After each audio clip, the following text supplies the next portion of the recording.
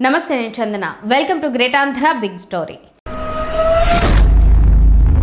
భజనలు సేయరుగా చిడతల భజనలు సేయరుగా, జే జయ అని దిక్కులు అదరగా, భలి భలి భలి అని ప్రభువులు మురవగా, భజనలు సేయరుగా చిడతల భజనలు సేయరుగా, భజనలు సేయరుగా, చంద్రన్న భజనలు సేయరుగా. ఇప్పట్లో ఎన్నికలు లేవు. ప్రత్యర్థి చూస్తే 11 స్థానాలకు పరిమితమైన బలహీనుడని వారే అంటున్నారు. మరి పచ్చ మీడియా మొత్తం ఎందుకింత అతి చేస్తోంది? చంద్రపాలనను ఆకాశానికి ఎత్తేయడంలో జుగుప్స పుట్టేంత అతిగా ప్రవర్తిస్తూ తరించిపోతోంది ఎందుకు? మౌలికమైన తమ భూమికను విస్మరించి పెడదారులు పట్టిపోతున్న మీడియా పోకడల మీదనే ఈ వారం గ్రేట్ ఆంధ్ర బిగ్ స్టోరీ భజనలు సేయరుగా. మీడియా అంటే ప్రభుత్వానికి ప్రజలకు మధ్య వారధిలా పనిచేస్తుందనేది చాలా ప్రాథమికమైన నిర్వచనం. వారధి అంటే ఏంటి? ప్రభుత్వం చేస్తున్న పనులేంటో, తీసుకుంటున్న నిర్ణయాలేంటో, ఆ నిర్ణయాల వలన వాటిల్ల గల మంచి చెడులు ఏంటో ప్రజలకు తెలియజెప్పాలి. అదే సమయంలో ప్రజల కష్ట నష్టాలేంటో, వారి సమస్యలేంటో, ప్రభుత్వం సాగిస్తున్న పరిపాలన పట్ల ప్రజల్లో వెలువడుతున్న స్పందన ఏంటో కూడా ప్రభుత్వం దృష్టికి తీసుకెళ్లాలి. ఈ నిర్వచనం తెలియని జర్నలిస్ట్ ఉండనే ఉండరు. కానీ ప్రస్తుతం ఆంధ్రప్రదేశ్ రాష్ట్రానికి సంబంధించి పత్రికలు ఏ పాత్రను పోషిస్తున్నాయో, నిజాయితీగా నికార్సుగా ఉంటున్నాయో అనేది ఆలోచించాల్సిన సంగతి.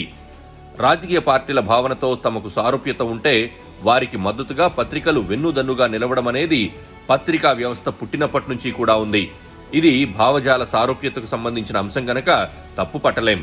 కానీ కాలక్రమంలో కులాల ప్రాతిపదికగా రాజకీయ పార్టీలను భుజాన మోసే పత్రికలు తయారయ్యాయి. ఈ పరిస్థితి ఇంకాస్త ముదిరి తమ సొంత ప్రయోజనాలను, స్వార్థపూరిత కుట్రలను మన్నించే, వాటిని అనుమతించే పార్టీలకు మాత్రమే పత్రికలు మద్దతు ఇవ్వడం కూడా ప్రారంభమైంది. ఈ పోకడ మరింతగా వెర్రితలలు వేసి రాజకీయ పార్టీలు తమ ప్రచారం కోసమే పత్రికలను ప్రారంభించడం కూడా అనివార్యమైంది. దాపరికాలు లేకుండా ఒక పార్టీ కోసం పనిచేసే పత్రికతో పెద్దగా భయం లేదు. కానీ తాము నిష్పాక్షికత, రాగద్వేషాలు లేని జర్నలిజం అనుసరిస్తున్నామని కల్లబుల్లి కబుర్లు చెప్పుకుంటూ చంద్రబాబు నాయుడికి కొమ్ము కాసే పత్రికల విషయంలోనే మనం జాగ్రత్తగా ఉండాలి. వీరి భజనలు, తప్పుడు ప్రచారాలు వంచనాత్మకమైనవని, రాష్ట్రాన్ని తిరోగమనం దిశగా నడిపిస్తాయని మనం గుర్తించాలి. శోచనీయమైన విషయమేంటంటే, తమ ఆవిర్భావం నుంచి తెలుగుదేశానికి భజన చేస్తున్న పత్రికలు కూడా గత అనేక దశాబ్దాలలో ఎన్నడూ లేని స్థాయిలో ఈ విడత చంద్రబాబు నాయుడు సర్కార్కు జాకీలు వేసి లేపడానికి, భజన చేయడానికి అత్యంత ప్రాధాన్యమిస్తున్నాయి. ముత్యాల ముగ్గు సినిమాలోని ఓ సన్నివేశం గుర్తు చేసుకోవాలి. రావు గోపాల్ రావుతో కార్యాధ్యాయి వచ్చిన పెద్ద మనిషి ఆయనను ప్రసన్నం చేసుకోవడానికి పొగడడం ప్రారంభిస్తాడు. తమరి సలహా లేనిదే సూర్యచంద్రులే కదలరే, ఇక నాబోటి వాళ్ళెంత అంటూ తన లౌక్యం చూపించేలోగానే పక్క నుంచి ఒక మృదంగము, తాళాలు పట్టుకుని ఇద్దరు వాయిస్తూ తయారవుతారు. ఎవరయ్యా మీరు అని అడిగేలోగా రావు గోపాలరావు అందుకుని, నీలాంటోళ్ళు నన్ను బాగా పొగిడేసి బోర్లా కొట్టించేస్తున్నారని భయమేసి ఈ భట్రాజుగాళ్ళని ఎట్టించాడు మా సెక్రటరీ. ఎవడైనా సరే పొగిడాడో వీళ్ళు బాజా కొట్టేస్తారు, నేను భరతం పట్టేస్తాను అంటూ మర్మం చెబుతాడు. నిజానికి సదరు సినిమాలో విలనే అయినప్పటికీ రావు గోపాలరావుకి అంతటి క్లారిటీ ఉంటుందన్నమాట. పొగడ్తలతో తన పుట్టి ముంచే వాళ్ళు బోలెడంతమంది తయారవుతారనే స్పృహ, ఎరిక ఆయనకు పుష్కలంగా ఉంటుంది. కానీ వర్తమానంలో పరిస్థితులు మాత్రం అందుకు భిన్నంగా ఉంటున్నాయి. సదరు మృదంగము, తాళాల పాత్రను, భట్రాజుల పాత్రను కొన్ని పత్రికలు, టీవీ ఛానళ్లే చాలా రంజుగా పోషిస్తున్నాయి. భట్రాజులంటే కేవలం ఒక కులమని, ఇలాంటి వ్యాఖ్య కులాన్ని చిన్నబుచ్చడం అని అనుకుంటే పొరపాటు. ఆ పదాన్ని ఒక వృత్తిగాను, ప్రవృత్తిగాను గుర్తించి ఎదుటి వాళ్లను ప్రసన్నం చేసుకోవడానికి లేదా ఇతరత్రా ముసుగు వేసిన ప్రయోజనాలను సిద్ధింపచేసుకోవడానికి మునగ చెట్టు ఎక్కించే యజ్ఞాలను కొన్ని తెలుగు పత్రికలు, ఛానళ్లు నిర్విఘ్నంగా నిర్వర్తిస్తున్నాయంటే అతిశయోక్తి కాదు. సరిగ్గా 50 ఏళ్ల క్రిందట విడుదలైన ముత్యాల ముగ్గు సినిమాలోనే మితిమీరిన పొగడ్తలతో ఎదుటివారిని బోల్తా కొట్టించే దుర్మార్గుల గురించి ఇంత ఘాటైన సెటైర్ పడింది. అప్పట్లోనే ఈ భట్రాజుల గురించి రావు గోపాలరావుకు అంతటి క్లారిటీ ఉంది. అయితే భవిష్యత్తులో మరో 5 ఏళ్లకు పైగా ముందు చూపుతో ఆలోచిస్తానని చెప్పుకునే, అలా ఆలోచించడం తనలోని దార్శనికతకు నిదర్శనమని ప్రచారం చేసుకునే నారా చంద్రబాబు నాయుడికి ఈ పొగడ్తల గురించి ఏమాత్రం తెలివిడి లేదా అనేది ప్రజలకు కలుగుతున్న సందేహం.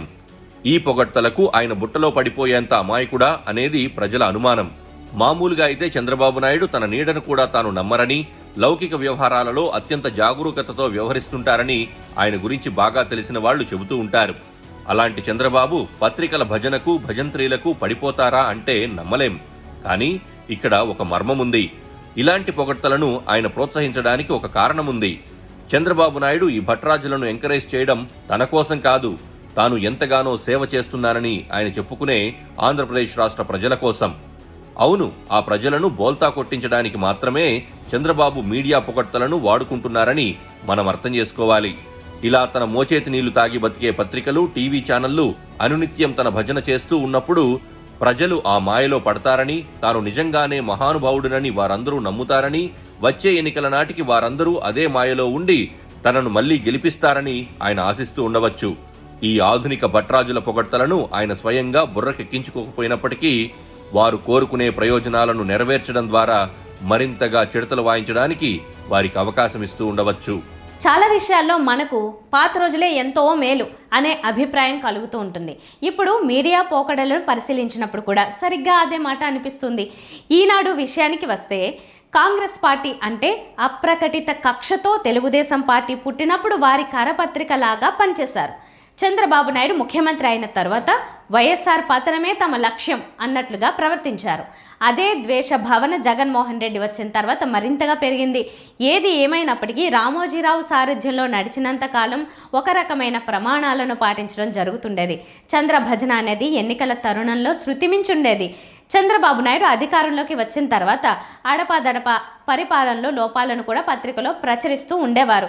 చంద్రబాబు నాయుడు జోలికి వెళ్లకుండా ఆయన కేబినెట్లోని మిగిలిన సహచరుల విషయంలో ఏవైనా తప్పుడు నిర్ణయాలు జరిగితే, అవినీతికి ఎవరైనా పాల్పడితే వారి మీద పరిశోధనాత్మక కథనాలు ఇచ్చేవారు. కనీసం ప్రభుత్వంలో 100 తప్పులు జరిగితే 5-6% ప్రజల దృష్టికి తీసుకువెళ్లేవారు. రామోజీరావు గతించిన తర్వాత ఈనాడులో ఆ మాత్రపు ప్రమాణాలు కూడా మచ్చుకైనా కనిపించడం లేదు. గోరంతలు కొండంతలు చేసి చంద్రబాబును భజన చేయడానికి మాత్రమే వారు పరిమితం అవుతున్నారు. ఈ విషయంలో రాధాకృష్ణ సారథ్యంలోని ఆంధ్రజ్యోతి కొంత బెటర్ అని చెప్పుకోవాలి. కొన్ని దాచిపెట్టినప్పటికీ ప్రభుత్వంలో కొన్ని లోపాలను గమనించినప్పుడు వాటి గురించి కథనాలు ఇవ్వడానికి వారు సందేహించడం లేదు. పచ్చ మీడియాగా పాపులర్ అయిన వాటిలో ఈ 2 పత్రికలతో పాటు TV5 ఛానల్ గురించి ప్రత్యేకంగా చెప్పుకోవాలి. ఎన్నికల సమయంలో చంద్రబాబుకు చేసిన భజనకు ప్రత్యుపకారంగా తిరుమల తిరుపతి దేవస్థానాల అధ్యక్ష పదవిని TV5 యజమాని బిఆర్ నాయుడు దక్కించుకున్నారు. మంత్రి పదవి కంటే ఎక్కువగా పలువురు భావించే టీటీడీ చైర్మన్ పోస్టులో కూర్చున్న తర్వాత తిరుమల తిరుపతి దేవస్థానాల వ్యవహారాలను ఆయన ఏ స్థాయిలో భ్రష్టు పట్టిస్తూ ముందుకు వెళ్తున్నారో అందరికీ తెలుసు. అదే సమయంలో ఆ ఛానల్ను కూడా ఎన్నికల సమయం నాటికంటే మరింత విశృంఖలంగా చంద్రస్తుతికి, జగన్ మీద బురదలు చల్లడానికి అంకితం చేశారు. అదొక ఊరు పేరు లేని, ప్రజలెవ్వరికీ ఊసు కూడా తెలియని చిల్లర శాటిలైట్ ఛానల్. శాటిలైట్ ముసుగులో నడిచే సదరు ఛానల్ కంటే కొన్ని యూట్యూబ్ ఛానళ్లకే ఎక్కువ ఆదరణ ఉందంటే అతిశయోక్తి కాదు. ప్రతి నెల వార్తల మీద కంటే ఉద్యోగుల జీతాలకు సరిపడా ఎవరితో దందా నడిపించాలనే కసరత్తులోనే ఎక్కువ సమయం గడిపేసే ఛానల్ అది. నిజం చెప్పాలంటే ట్రోలింగుల్లో భాగంగా వచ్చినప్పుడు తప్ప మామూలుగా టీవీ ఛానల్గా ఆ ఛానల్ను చూసే ప్రజలెవ్వరూ ఉండరనే చెప్పొచ్చు. అలాంటి చౌకబారు ఛానల్లో మోంతా తుఫాను వేళలో ఒక చర్చా కార్యక్రమం జరిగింది. యాంకర్ చంద్రబాబు నాయుడికి వీర భక్తుడు. మోంతా తుఫాను విషయంలో ప్రభుత్వం ముందు జాగ్రత్త చర్యలు బాగానే తీసుకుంది, అందులో సందేహం లేదు. ప్రభుత్వం తీసుకున్న ఆ జాగ్రత్తల వల్ల మాత్రమే ప్రాణ నష్టం పెద్దగా నమోదు కాలేదు.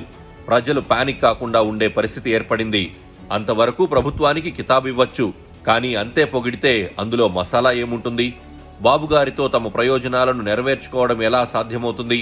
అందుకే సదరు యాంకర్ తన ముద్రగల మసాలా జోడించారు.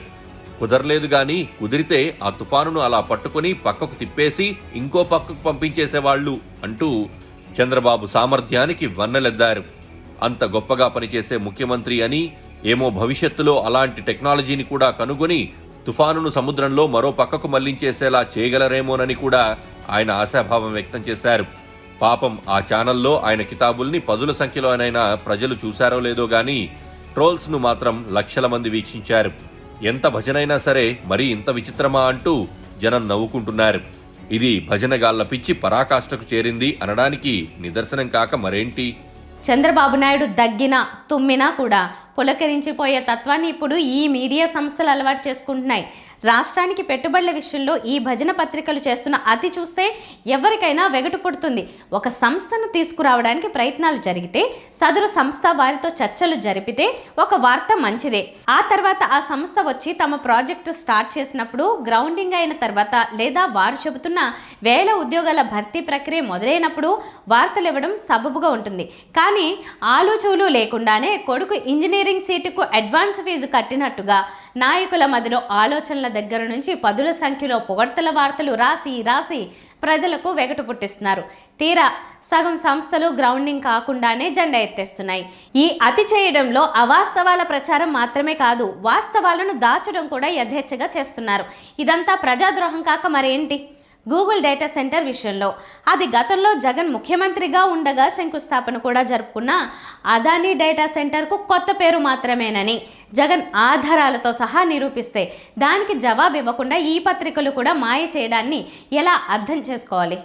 మీడియా బాధ్యత విస్మరించి ప్రవర్తించడం అనేది సమాజానికి చేర్చేస్తుంది. ఈ సంగతి వారికి తెలియనిదేం కాదు. అయినా సరే తాము భజన బృందాలుగానే ఉండిపోతాం అని వారు అనుకుంటే గనక ఈ విషయం బాహాటంగా చెప్పేసుకుని ఏం రాసుకున్నా ఎలా రాసుకున్నా ప్రజలకు పెద్ద పట్టింపు ఉండదు. అటు ఇటు కాకుండా తమవి నిష్పాక్షిక మీడియా సంస్థలను చాటుకుంటూ చేసేది మాత్రం చంద్రభజన అయినప్పుడే వారికి ప్రజల్లో గౌరవం ఉంటే గింటే అది కాస్త సర్వనాశనం అయిపోతుంది. ఇది వాటి బిగ్ స్టోరీ. మరిన్ని టాపిక్స్తో కలుద్దాం. నమస్తే.